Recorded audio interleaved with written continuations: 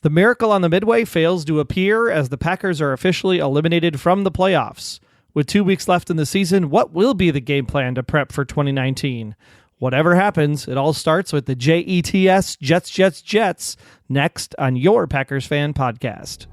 Hey Packers fans, this is your unofficial Packers Fan Podcast, and these are the podcasters you're looking for.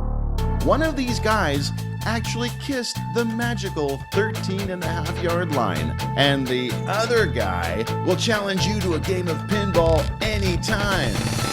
And now, it's time to Go Pack Go with your hosts, Wayne Henderson and Troy Heinritz. Thanks again for joining us for another edition of your Packers Fan Podcast. I'm Wayne Henderson, and this is the show by and for fans of your 13-time NFL champion Green Bay Packers. It's Wednesday, December 19th, 2018, and this is episode number 173. And I'm going to quote the great John Locke from Lost and say, "That's not what was supposed to happen." Don't tell me what I can't do. That's what Aaron Rodgers was saying this week to fill in as whether or not he was going to play. And I'm at Troy Heinritz, and I'm just kind of sad today. That's all. Because no miracle on Midway, as we mentioned. We're going to go over the Packers' loss to the Bears that has officially ended our playoff chances this year. And we're going to take a look at the big question on the table, Rodgers or Kaiser. What say you? Then we'll look at some injury updates, plus the latest in our NFC North roundup. That last game against the Lions might not be as easy as you think. Oh my. I'm a little nervous now. We're also going to preview this Sunday's Packers game at the Jets, including Troy's keys to the Packers finally getting a road victory. We'll have the results from this week's Twitter and Facebook poll and your G-Force feedback from 920-3PACK-GO, from email, and from the Packers Fan Podcast Facebook community. And Troy, you're sounding a little more Californian tonight. I am sounding a little bit Californian. I am getting ready to visit the San Diego Chargers and the Packers when they play here in SoCal, since that's probably the first big news of the week that you will find all at our show notes at PackersFanPodcast.com/173, because London apparently is off the table for the Packers yet again. Yeah, those other teams do not want to give up the revenue that will come from numerous thousands of Packers fans descending on their fair cities. That's very true. And I'm appreciative of that, because that means you and I get to go to a game again next year. That'll be fun. Oh, yeah. It's going to be nice. Thanks last to our good season. Friends. Our good friends there at the SoCal Packerbackers Facebook group. Make sure you join up with those guys if you are in SoCal, and just join up with them even if you're a Packers fan, because they're just a bunch of good fellow friends. Senior Cheesehead, I believe, just had a birthday recently. So happy birthday. And we were having dinner together the other night on a special get-together at Red Robin, and there were some SoCal Packer backers there in Red Robin. Over there in, what was it, Corona, Riverside, I believe it was. Right on the border of Corona and Riverside. Very nice, very nice. Now, let's go ahead and talk a little bit about that game against the Bears. There's not much to say about that embarrassing game. There were a few highlights, not very many. Most of them came from Aaron Rodgers throwing touchdown passes to Devontae Adams. And we'll be completely transparent here, everybody, because I was in California because I was on vacation with my family in Disneyland while the game was taking place. So I did not get to see much of this game. I only got highlights and clips here and there. And the biggest thing that I think was my excitement from this game was the fact that when I checked in the third quarter, it was tied 14-14. And I'm like, there's hope. The miracle in Midway is possible. Santa Claus heard my prayers. But then you saw the score of the Dolphins-Vikings game, and I was like, after the Dolphins-Vikings score, I was glad the Bears ended up winning, because then it just made it so much better that it's like we did all this work and we missed our chance anyway. That would just feel worse than just, hey, at least we lost on our own merits and we can just go ahead and figure out what the hell to do the next 2 weeks. Play football, Troy, play football. There were quite a few lowlights, though, in this game. Poor tackling, everywhere. If you want to call it tackling. Yeah, fundamentals all around. I think that's the number one thing that we could take away from this season in particular. The false starts on the offensive line, the poor tackling on the defensive side of the ball, just coverage in spaces and stances. I think we just need to get back to the drawing board on fundamentals, whoever the coach may be, when we start up 2019. Yeah, that's got to be a huge focus, because my son and his wife, they weren't feeling all that great, so they didn't go to church Sunday morning, and they didn't feel like going out anywhere to watch the game with, they have two very young children. So they actually bought the games singly from DirecTV and invited us over. And then we felt bad that they spent, I think it was like $45, $50 on buying the game for that result. But the point of my story is the fact that we were all sitting around going, look at these highlights of these other teams. When they tackle teams, other players, they A, tackle, and B, push them backwards. And the Packers, when they do make a tackle, a lot of times they're still going forwards towards a first down. And it's just fundamentals, Troy. Man, this is going to be a huge focus during this offseason. And Subban's fundamentals in particular, that one AR-12, I mean, the amount of passes he missed this year, I don't know if that has to do with the fact that, the knee was injured in the first week, and it's just, the fact that he's planting wrong or planting differently, and that's throwing off the mechanics. If it truly is some kind of side effect hangover from the collarbone injury last year, maybe it's just he's getting older. I don't know. But it definitely looked like he could use some coaching, which he said he's totally up for. But I wonder if the change in quarterbacks coach this season specifically had anything to do with that rehab from the shoulder, changing an entire quarterbacks coach and the philosophies and conversations there, because that's something that the quarterback and the coach have a good trust in. So it'll be interesting to see how that progresses through the course of the offseason as Aaron looks to take up the pigskin again in 2019. Right. And now the pressure is off regarding those few hundred consecutive passes without an interception. Thanks, Jimmy Graham, tipping that ball. And remember that first game of the year when Aaron Rodgers was initially injured with his knee, it was the Bears. Last year it was the Vikings hurting our quarterback. This year the Bears. I'm not a fan of these NFC North teams at all. I think we should just not play the Lions next year. That way we'll sure to be good. Well, we toyed with the idea of moving to the AFC North, and maybe we could just battle those guys as well. But more people got banged up in this game as well, including AR-12. Both Aarons. Aaron Rodgers, he's questionable, got a groin injury to go along with the knee. He's a mess right now. And Aaron Jones out for the year, Sir Troy. Right, and then some guy by the name of Alex Light got suspended as well. It's like you're not even playing on the team. Like, why are you actually getting suspended? Like, what are you doing that you can't keep yourself clean enough to play football? Like, why be dumb? Why be dumb? That's a fine question. And then we've got Randall Cobb. He's got a concussion again. He's sidelined. He's week to week. Kenny Clark, week to week with an elbow injury. It's like, oh boy. And then others. Balaga, of course. He's doubtful. And in fact, I believe last I heard he will not play, but we'll see. I always have my fingers crossed that something can happen at the end, but it's not looking good. At this point, I would keep Balaga down for the next 2 weeks and not even bother bringing him back out. Yeah, I totally agree on that one. And the Jets, Isaiah Crowell, foot injury. Well, he's IL. And Quincy Enunwa is week to week with an ankle. I'm not very familiar with the Jets, so we'll just see who takes the field. Well, I'm familiar enough with Quincy that it doesn't matter if he plays or not, because when he plays, he doesn't do anything because I dropped him for my fantasy league. So I don't think that injury is going to be a thing that breaks the game outcome this week. Oh, okay. Now I feel a little bit better. A road game, it's coming. We'll preview that later in this episode. But first, we have listener feedback for you from the Packers Fan Podcast, G-Force. Remember to get in your thoughts because there's still some fun things to talk about. Still 2 more games left, and we want to hear your thoughts. Give us a call after the game at 920-3PACK-GO or go to PackersFanPodcast.com/feedback. Hey guys, this is Mark calling from New Lisbon. I've called a couple times after the Packer loss today. Not really too upset. I wasn't expecting them to beat the Bears. The Bears are just a superior team at this point. But I really think the Packer season took a turn for the worse in the off season. I think when they lost out on Kyle Fuller, and then a couple of months later lost out on Khalil Mack, those are 2 cornerstones of the Bears defense that would have made the Packer defense perhaps dominant. So, credit the Bears for getting those 2 guys, and the Packers just missed out on Fuller and Mack. So that, was a very telling event in the off season. But new coach, I don't care if he's young or old. I don't want it to be Philbin.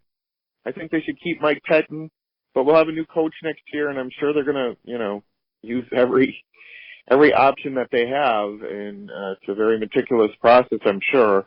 But it doesn't have to be a big name. It just has to be somebody who obviously can work with Aaron Rodgers. Today we were missing perhaps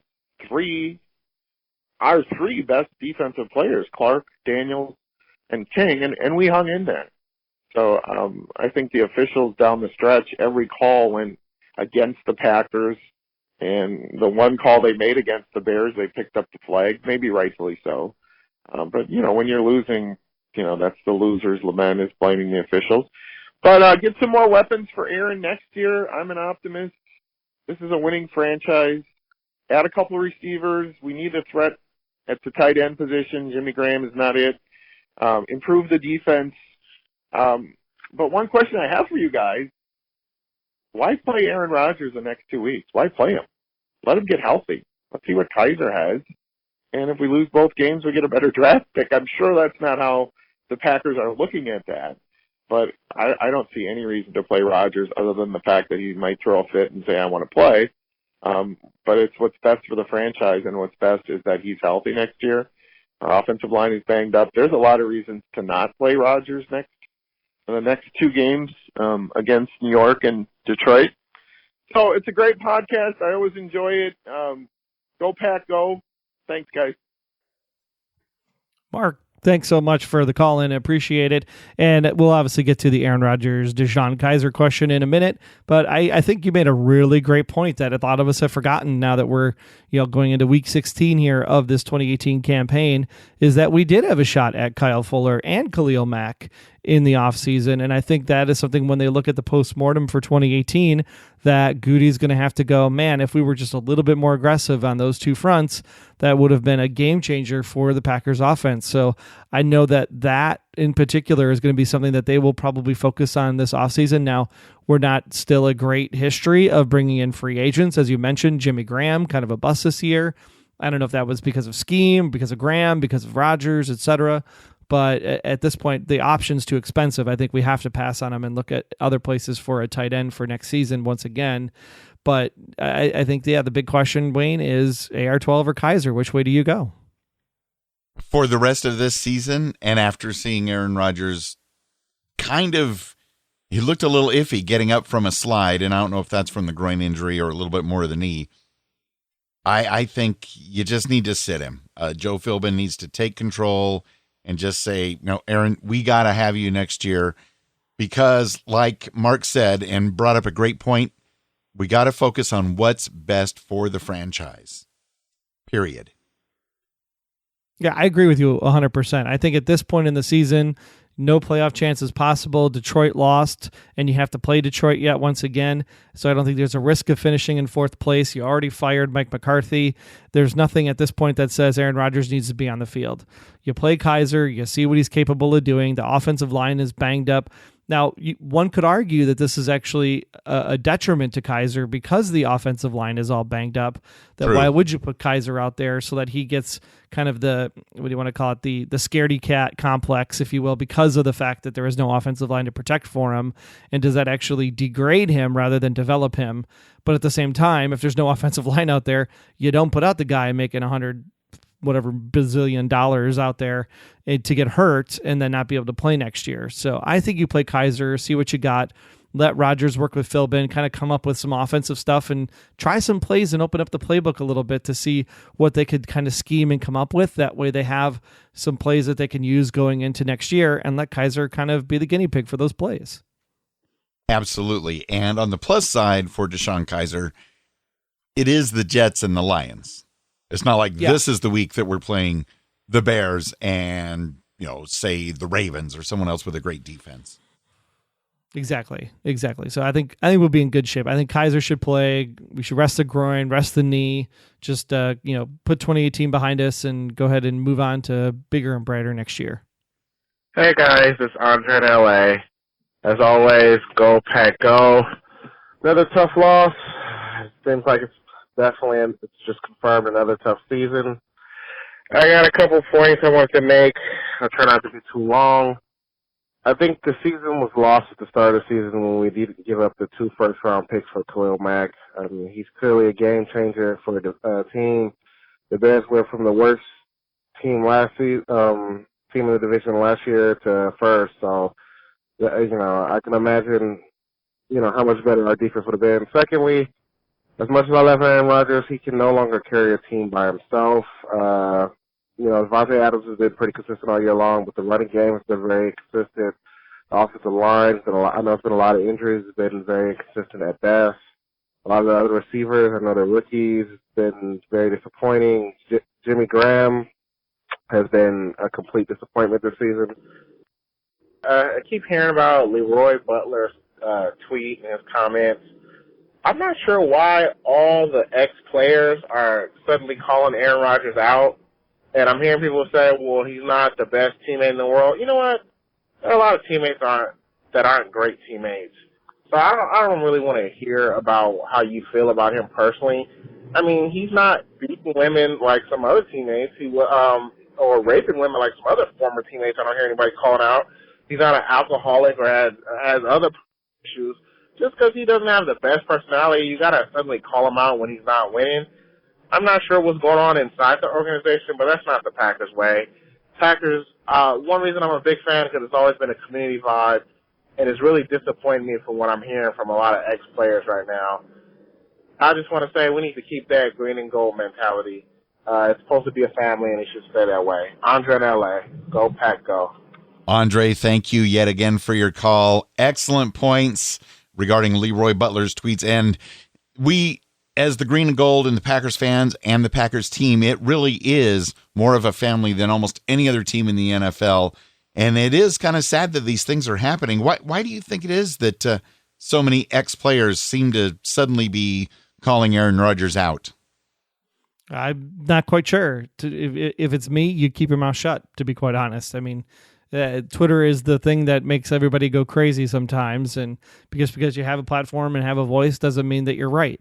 I know that there are people that would think that they are probably in the know because they were in the locker room and have played with them and all that other good stuff. I mean, we even heard Brett Favre talk about how Aaron Rodgers was a little bit more pompous when his first week in there and how he thought he knew it all, etc.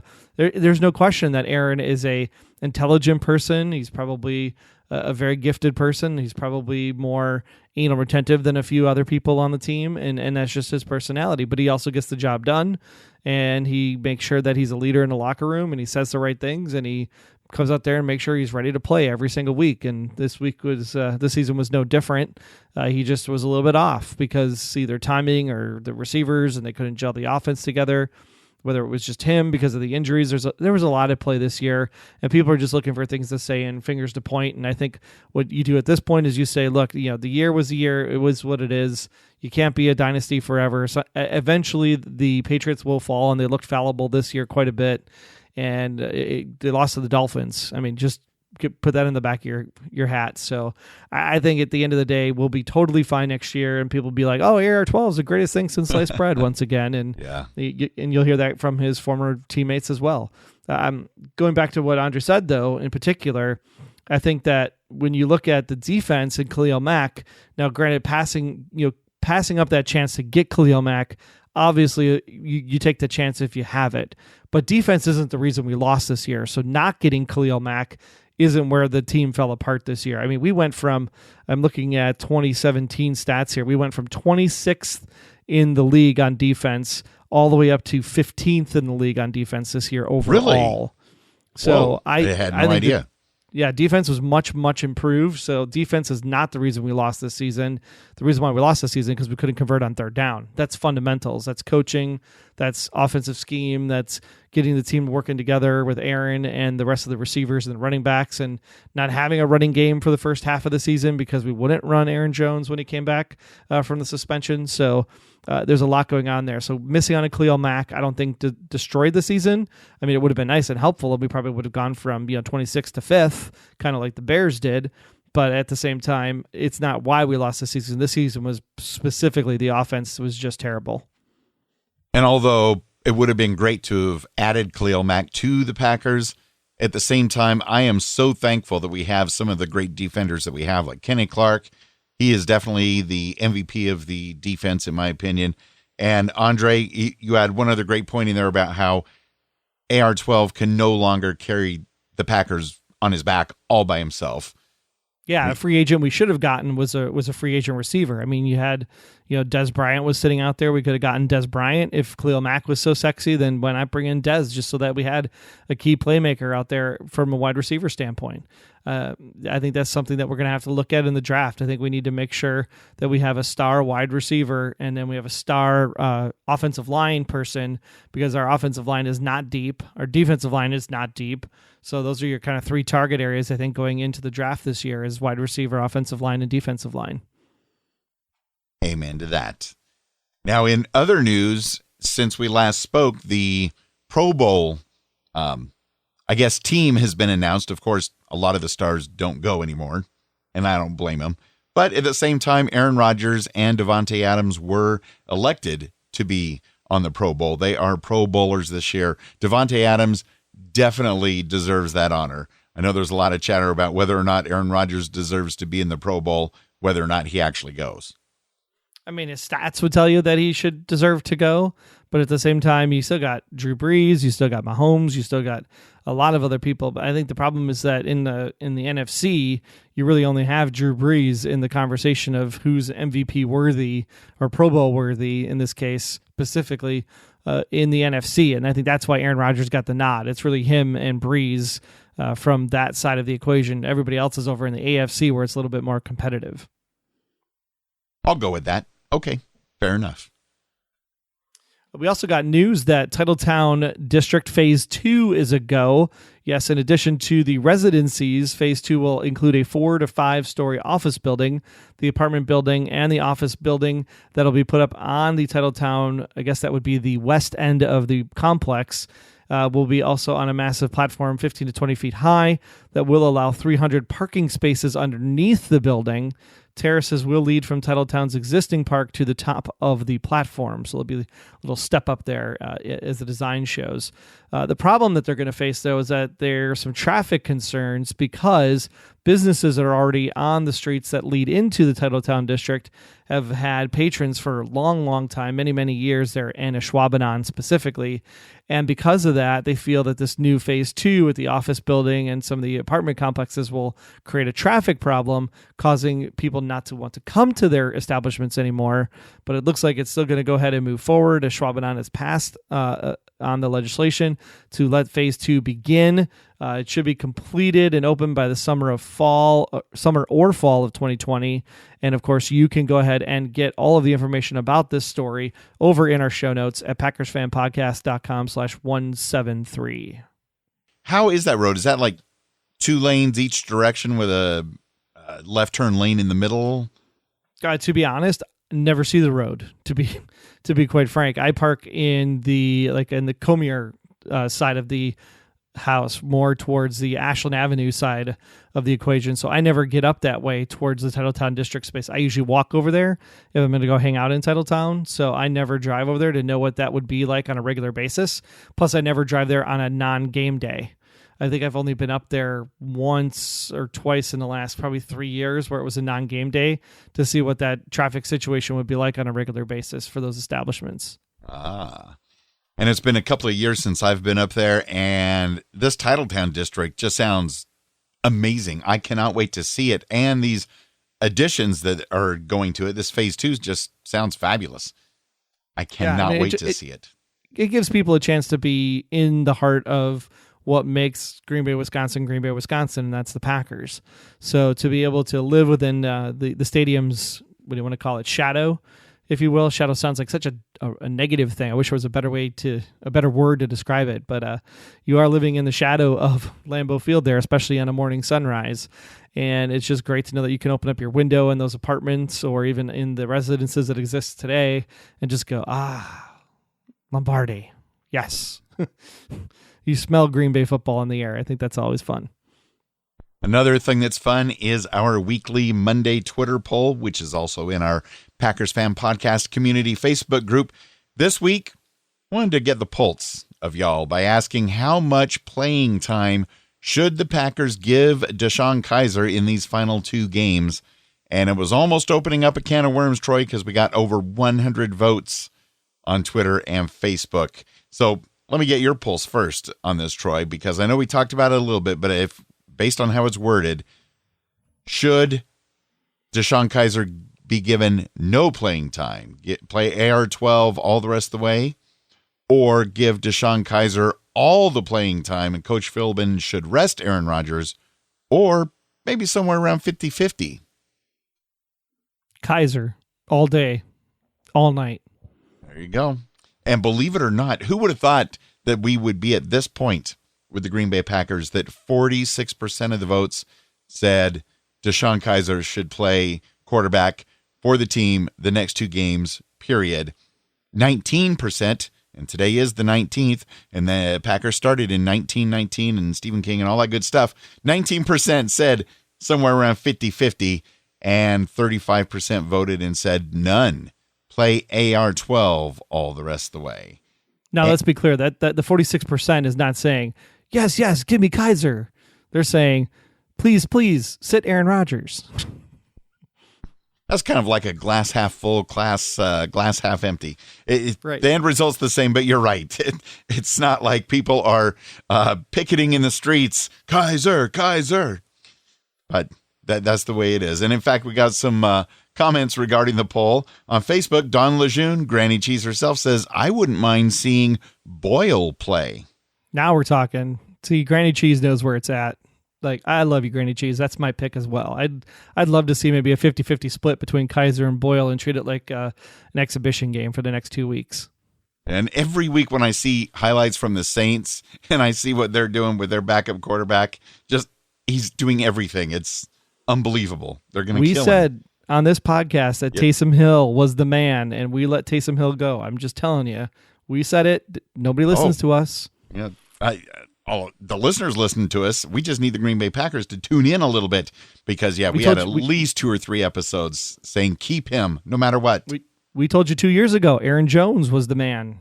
Mm-hmm. Sure enough, there he was. Some other comments regarding Rodgers and Kaiser and who we should start and what have you. Aaron Peterson says Rodgers has been off all season, but he's paid to play. He's also paid not to play.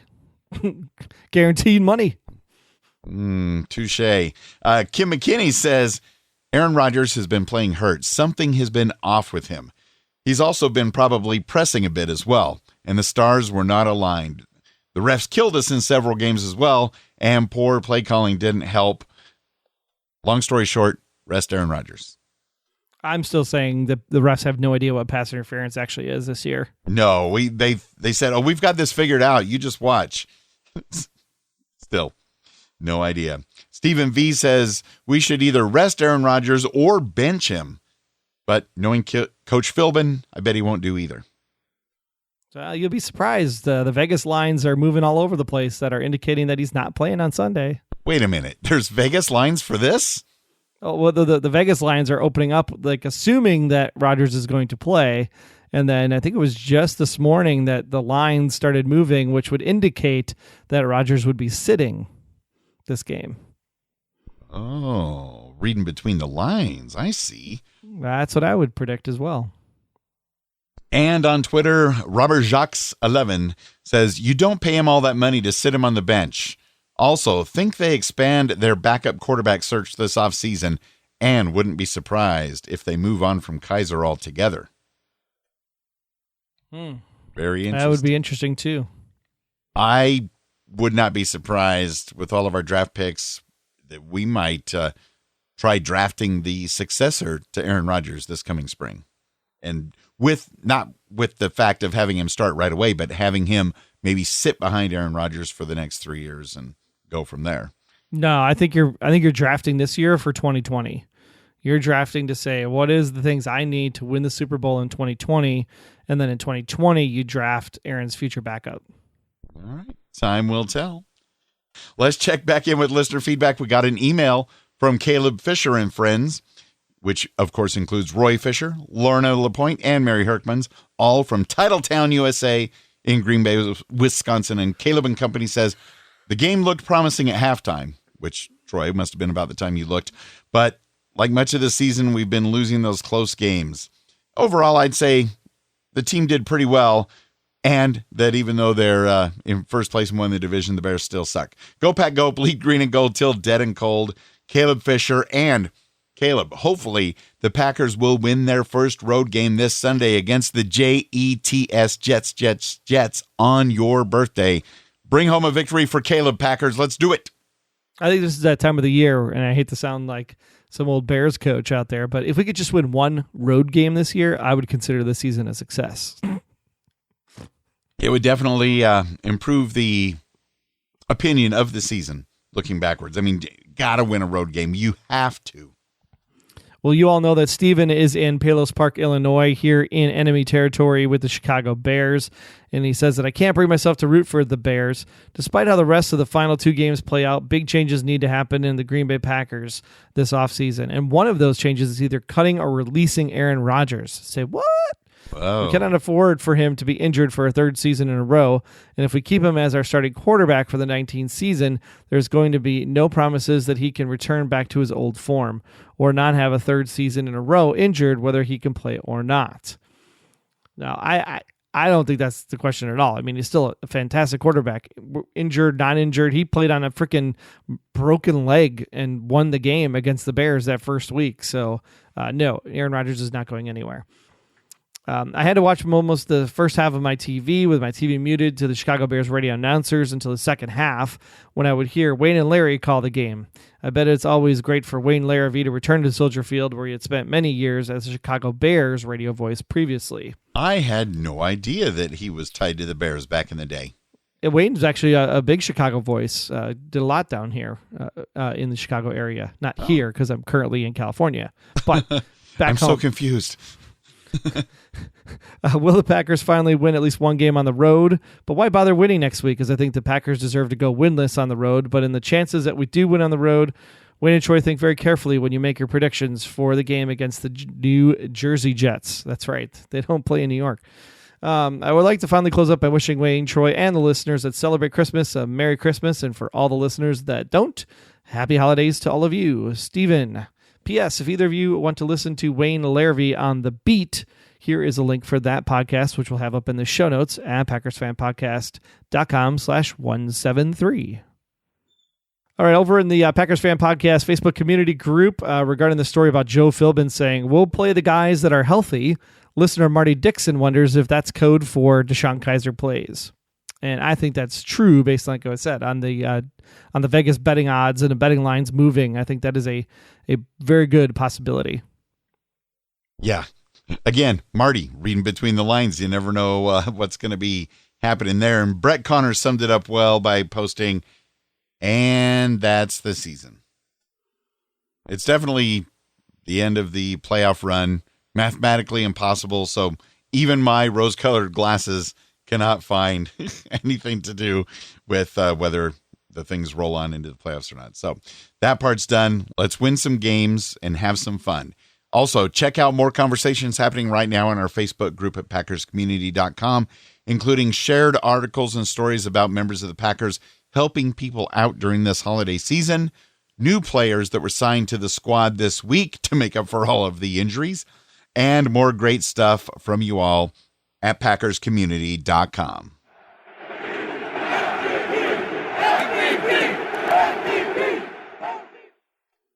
Well, the great thing about Willie Wood is that he wore good old number 24. And number 24 is another special date, especially in the month of December, and that's Christmas Eve.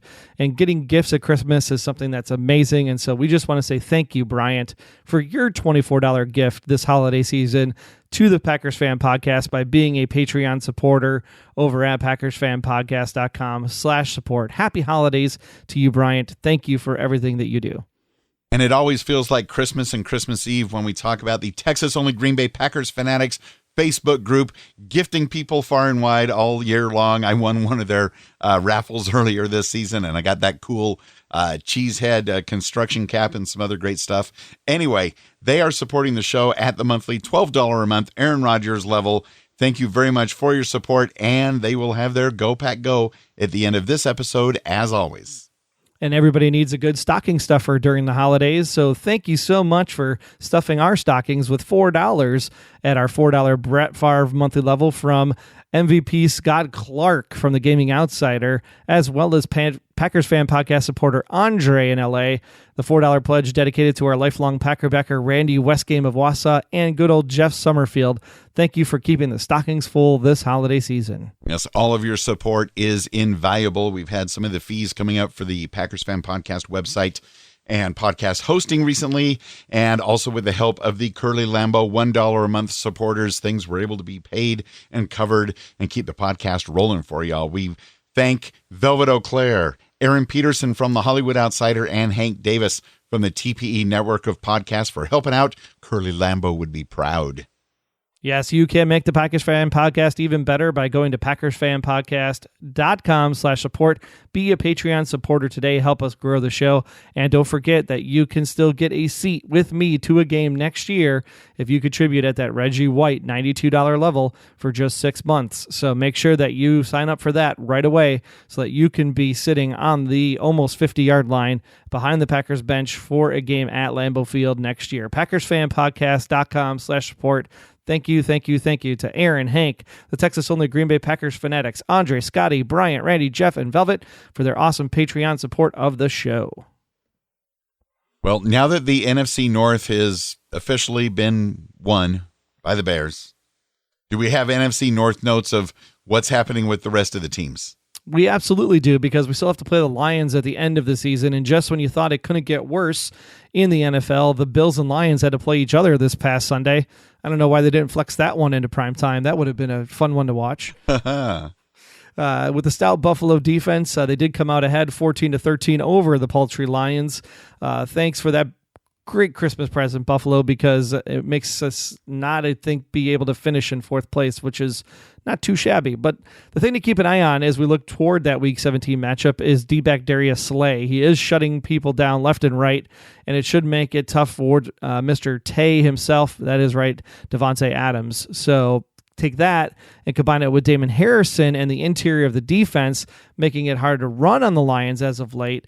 That's going to make it really hard for the Packers without Aaron Jones. And then Stafford and Galladay, of course, teaming up to be the future of the Lions offense. So lots to look for there in that Week 17 matchup. I don't think it's all gravy just yet. Y'all know what happened with the Bears. Obviously, the run game for the Bears really helped us out with our crappy run defense because it did not show up at all. That was just huge benefit for us and why we were probably still in this game. Howard averaged just 3.2 yards per carry.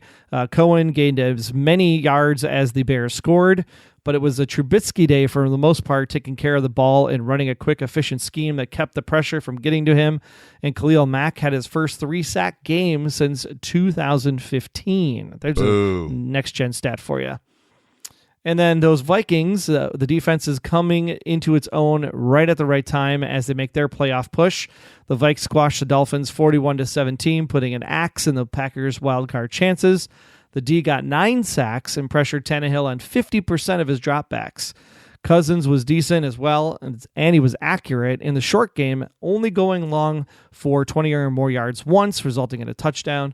And Dalvin Cook got half of the carries this week and improved his paltry 1.7 yards per carry with his work on the ground in this week's contest. So that is our NFC North roundup. Things are happening even in Week 16 and Week 17. So what do the Packers do as they look towards this road game against the Jets? And really the keys to this game are simple.